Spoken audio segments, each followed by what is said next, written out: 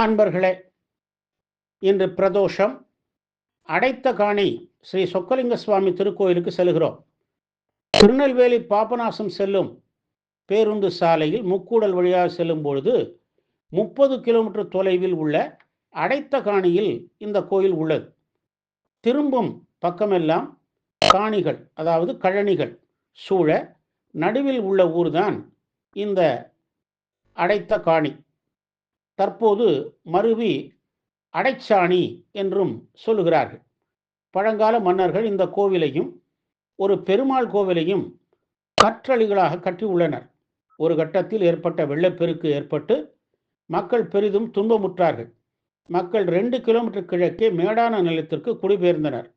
அங்கு சிவாலயத்தில் இருந்த மூர்த்தங்களை எடுத்து வந்து புதிய ஆலயம் அமைத்தனர். பெருமாள் கோயில் விக்கிரகங்கள் பின்னப்பட்டு விட்டதால் புதிய இடத்தில் நவநீத கிருஷ்ணர் கோயிலை அமைத்தனர். சிவாலயம் சாலகார கோபுர வாயிலோடு கிழக்கு நோக்கி உள்ளது. பாண்டியர் கால கலைப்பாணியில் இந்த கோவில் அமைந்துள்ளது. பிரதான வாயிலை தாண்டியதும் பலிபீடம், பிரதோஷம், நந்திபீடம் உள்ளன.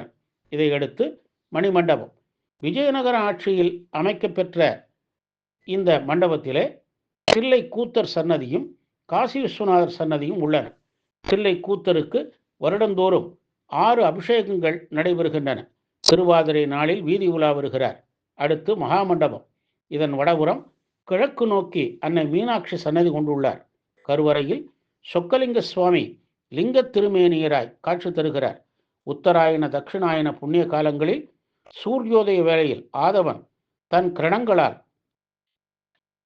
மூலவரை அர்ச்சிப்பது இங்கு தனிச்சிறப்பாகும். அப்போது இறைவன் பொன்மயமாக ஜொலிப்பார். அம்பாள் மீனாட்சியை வழிபட்டால் திருமணப்பேறு, மகப்பேறு கிட்டிடும், ஆரோக்கியம் மேம்படும், சொத்து பிரச்சனைகள் தீரும்.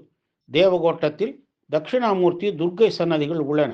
பிரகாரத்தில் விநாயகர், பாலமுருகன், சூரியன், கன்னிமூலை கணபதி, வள்ளி தெய்வயானியோடு சுப்பிரமணியர், சண்டீசர், பைரவர், சனீஸ்வரர், சந்திரன் சன்னதிகள் உள்ளன. தமிழ் மாதத்தின் 3வது செவ்வாயில் துர்க்கைக்கும், கடைசி வியாழக்கிழமை தட்சிணாமூர்த்திக்கும், கடைசி சனிக்கிழமை சனீஸ்வரருக்கும், கடைசி ஞாயிறு சூரியனுக்கும், பௌர்ணமியில் சந்திரனுக்கும், தேய்பிரை அஷ்டமியில் பைரவருக்கும், கார்த்திகை நாட்களில் முருகனுக்கும் சிறப்பு அபிஷேக ஆராதனைகள் நடைபெறுகின்றன. பிரதோஷம் சிறப்பாக நடைபெறுகிறது. ஐப்பசி உத்திர நாளில் திருக்கல்யாணம் நடைபெறும். மறுநாள் தீர்த்தவாரியும் நடைபெறும். மேலும் தமிழ் வருடப்பிறப்பு, கந்த சஷ்டி, ஆடிப்பூரம், விநாயகர் சதுர்த்தி, நவராத்திரி, அன்னாபிஷேகம், சிவராத்திரி போன்ற விழாக்களும் நடைபெறுகின்றன. இக்கோவில் அருகிலேயே நவநீத கிருஷ்ணர் கோவிலும் உள்ளது. சனிக்கிழமைகளில் இவருக்கு சிறப்பு வழிபாடு நடைபெறுகிறது.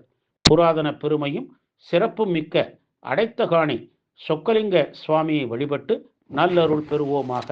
ஓம் நம சிவாய.